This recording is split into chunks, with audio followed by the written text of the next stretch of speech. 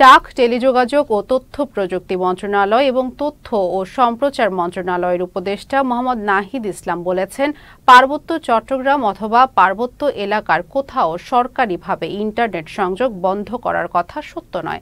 কোথাও ইন্টারনেট সংযোগ বন্ধ করা হয়নি। সকালে ছাগলনাইয়ার আন্দারমানিক এলাকায় বন্যায় ক্ষয়ক্ষতি পরিদর্শন শেষে তিনি এসব কথা বলেন। উপদেষ্টা বলেন, কোথাও ইন্টারনেট সংযোগ বিচ্ছিন্ন থাকলে সংশ্লিষ্ট কর্তৃপক্ষের সঙ্গে যোগাযোগ করতে হবে। পার্বত্য চট্টগ্রামে দীর্ঘদিন এই সমস্যা রয়েছে।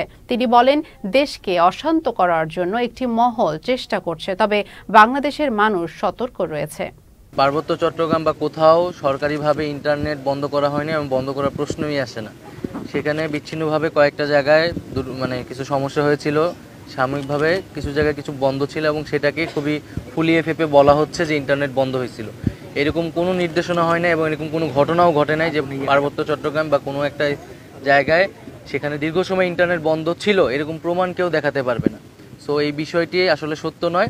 বাংলাদেশকে অশান্ত করার পরিকল্পনা কিন্তু অনেকেরই রয়েছে, যে আমরা এখানে দেখছি নানাভাবে এখানে পরিস্থিতি সংকট করার চেষ্টা করা হচ্ছে। তবে বাংলাদেশের মানুষ সতর্ক আছে এবং সরকারিভাবে সবগুলো বিষয়কে কিন্তু দ্রুত সময়ের মধ্যে অ্যাড্রেস করা হচ্ছে।